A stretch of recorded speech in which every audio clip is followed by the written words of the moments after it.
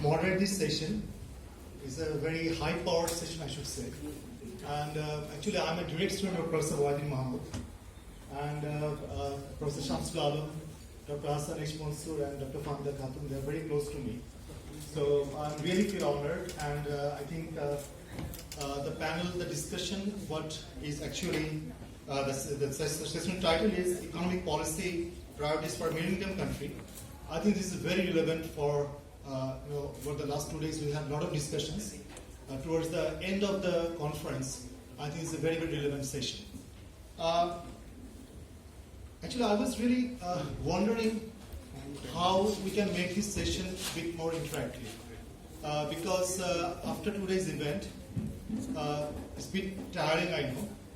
But also, we need to discuss and put forward a lot of issues which are very, very relevant for a country like Bangladesh. And especially the country aspires to become an upper middle income country by 2031. And it has a lot of aspirations also to meet the SDGs by 2030. So policy issues or economic priorities or economic policy are very, very important. So I was just thinking, one of my friends from India, he just cracked a joke. And the joke was like, I don't think it's a joke, but I thought that it's very relevant. Something like that. So one person went to a doctor for a surgery. So the doctor on the operation table, before making that patient, before giving the anesthesia. So he was saying, Mahatab, don't worry. Mahatab, don't worry. Mahatab is one of my favorite students. So I thought that to just name Mahatab. So Mahatab, don't worry, he said. The patient said, thank you, doctor, but my name is not Mahatab. The doctor said, I know, Mahatab is my name. So actually, the doctor, before operating, he was telling himself not to be worried or not to be scared. So I think for the policymakers, it's also something like that. When we make the policy, we should also tell ourselves, don't be scared, And it's not about just telling myself that don't be scared, but I think we should also live in an environment not to be scared, to make important or suggest important policy decisions. So within this kind of context, it's not only, I thought that it's not only economic policy priorities, it's very much political economic policy priorities. Like how do we think of major economic decisions, how do we think of whole political economic dynamics, political institutions, democratic institutions, everything should actually be coordinated. So in this session, I thought that probably very important issues are how do we really get into the upper middle income country, being a lower middle income country. Already Bangladesh is a lower middle income country. So how do you get there? And is it only an income issue? Because the title of this session is Priorities for a Middle Income Country. So should we look only at the income? Also, how do we really define our development strategy, given the changing global perspective, given the changing domestic perspective? I think these are very important.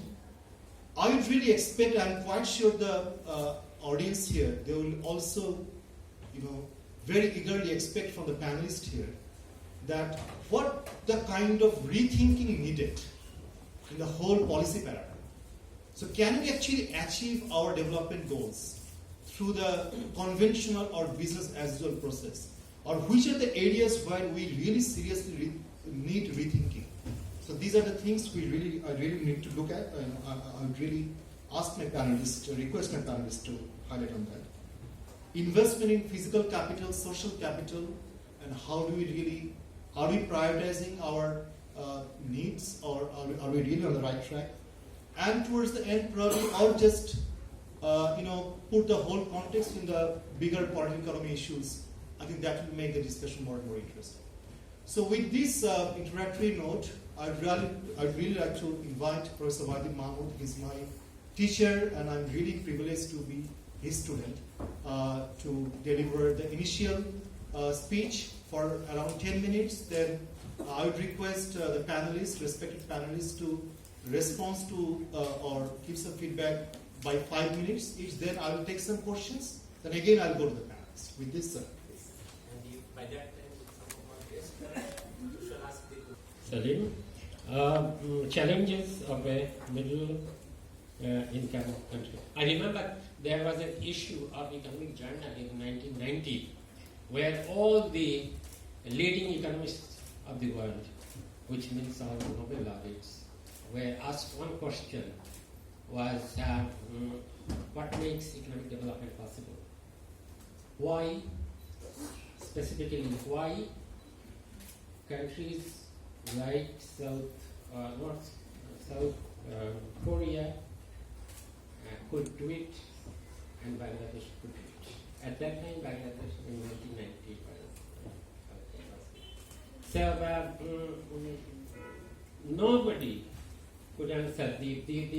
All the Nobel laureates said that one of the major gaps in economics as a discipline is our understanding of why some countries succeed and some countries doesn't. And why South Korea is the only country among the developing countries in the post-war world who could become from developing countries to an industrialized country, except Taiwan, Singapore, no foreign others. And very lately, Chile is the other example. So is the question to ask is easy. The answer will be difficult. Dr. Shamsul Alam will not answer because he has produced all the plans, several plans. I led his advisory panel, which is really on paper. He's the man who does everything. Okay, the challenges, very briefly, I'll just enumerate. One is that, first one good thing, which is that we are graduating from LDC status. This is not a low income, high income status of World Bank, IMF. This is LDC status of United Nations. We are graduating from that, and we are graduating. There are other countries who are graduating in the past, but Bangladesh is the only one country, to my knowledge, because I was in that committee, which was responsible for this, was the only country which is graduating on the basis of fulfilling at the same time 3 criteria simultaneously. All other countries graduated on 2 or 1 criteria only. Because those criteria, 2 criteria was enough, and per capita income, if it was more than double, then 1 will be enough.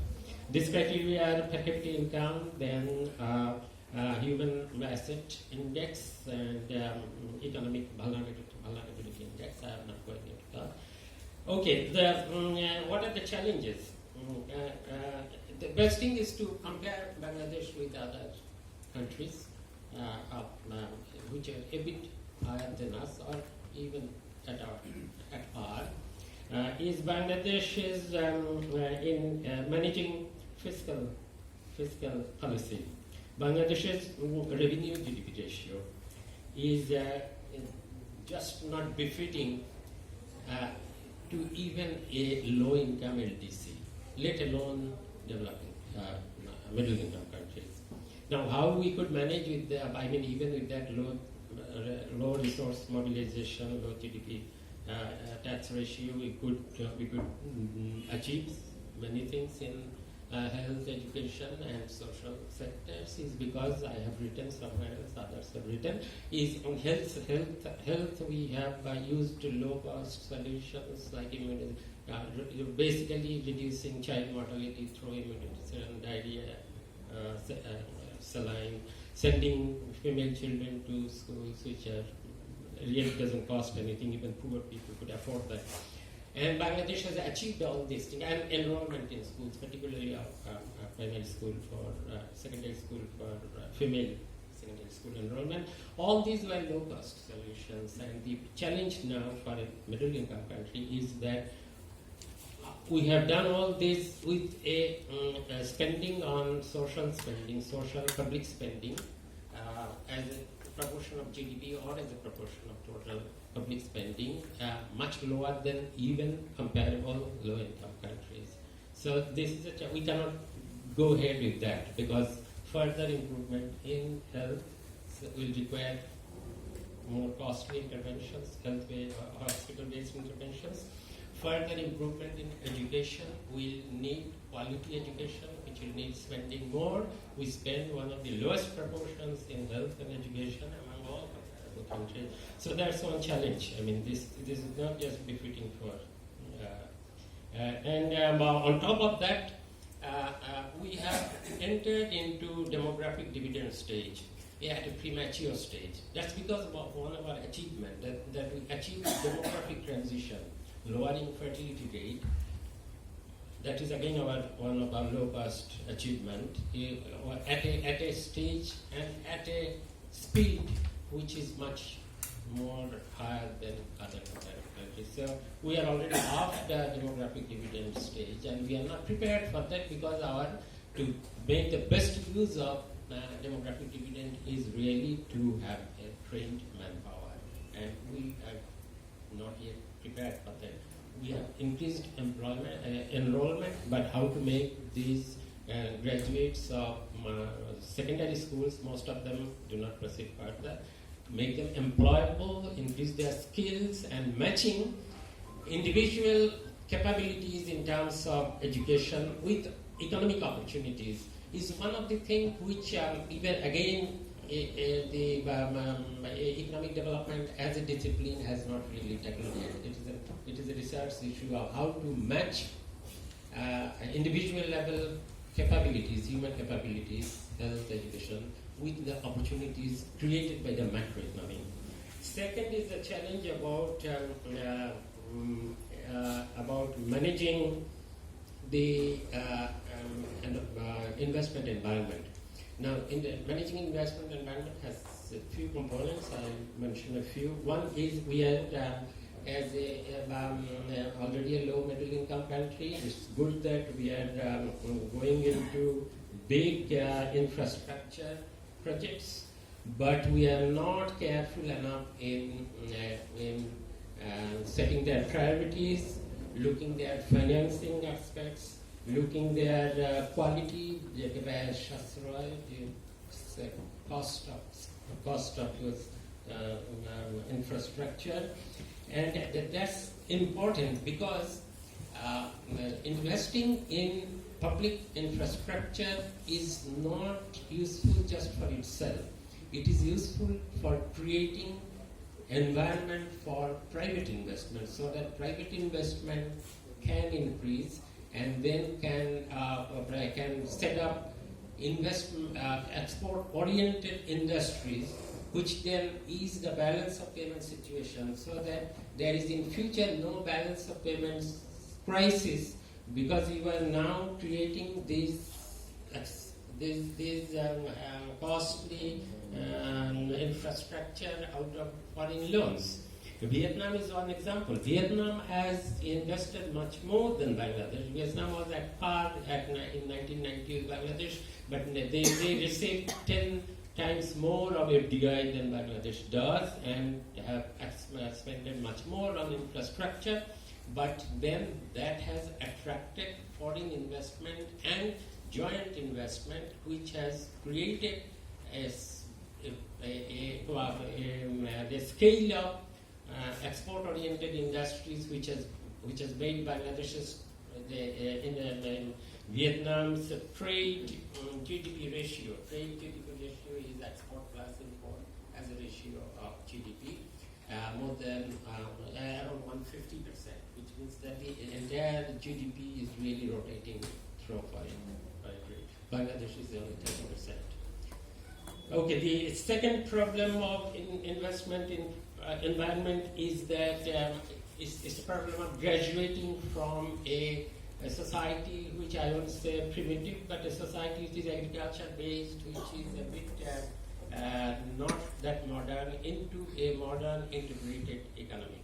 There, I mean, so far it has been okay that our private sector has been progressing through a sort of negotiating in an environment of governance dysfunction through their personal negotiations with their trade, with their regulatory authorities like tax authorities, with the other regulatory bodies. These are kind of impersonal, a kind of, although this is a formal sector. Now, one challenge is to of transiting to a middle income economy is to transform from these personalized negotiations, creating cost of business, to an impersonal rule-based system. This is important even more for attracting FDI because they are compliant. They have to be compliant because of their rules and regulations. So in an environment where everybody can be non-compliant, it's the greatest incentives for prospective, genuine investors, whether from abroad or locally. We talk about giving subsidies.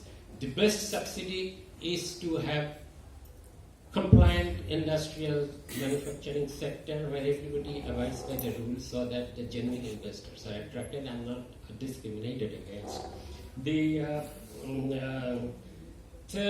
third thing about transiting from a less modern economy to a modern integrated, globally integrated economy is just efficiency of the government bureaus and government agencies who are capable, responsible, quick in response, and are transparent and are accountable. So I give you one example. I mean, we have an air traffic control system. We cannot plead that we are a less developed country, therefore our air traffic system is not that good. That excuse does not just apply. So increasingly, there will be other sectors like financial sector, banking sector, economic diplomacy, where the excuse of that we can negotiate less efficiently will not work. Then the question of managing environment, which was the last session about. Managing environment is something is unique in some respect in Bangladesh, because even if you look at the SDGs, sustainability, environmental sustainability, how to achieve urbanization and industrialization, along with keeping environmental balance, which are about SDGs, about the SDG goals is the toughest problem in Bangladesh, just because of the sheer size of the economy. Bangladesh is far away outlier from any other country in terms of proportion of land which is not as a proportion of the total land area, which is not used already for human habitation, which means urbanization and industrialization, plus agriculture. So you don't have any land and environmental resources left. That's one reason why wherever you want to set a power plant or a new industrial plant or anything, there will be some discontent from the environmental people, because you can't avoid that, because any area where you choose, there will be people around, habitation around will be affected adversely. Any industry adversely affect environment. So that's one additional reason why we have to increase our incentives for the investment environment, because from now on, if you want to attract FDI or even our local industries, will have to be more environment compliant. Now, it's costly to be environment compliant. Half of the Dhaka city's environmental air pollution is because of low technology burning of bricks. But there are technology available which can avoid that, but that is costly. So that's one thing which will make things costly. And okay, I'll stop there because the last point I will talk about the challenge of managing inequality. It's fine to have growth, but how do we challenge inequality, which Dr. Osmani very explained yesterday in a short-term context, but it's a longer view. But my only I would say only one thing is that having high growth and also not increasing, letting inequality increase is not impossible, because Taiwan and South Korea did have very high growth rate, and at the same time their income inequality didn't increase. So it's again possible. But how was it possible? That's about, it's like a question. I will end by saying that people ask when economists or those Nobel laureates were saying, one was saying that okay, well, how to become a country like South Korea, how to really develop. The answer is that you follow South Korea. So it's almost, the other Nobel laureate said, it's almost like saying that how to play good cricket. Okay, you play like Gavaskar, but Sachin Tendulkar. So that's the stage of the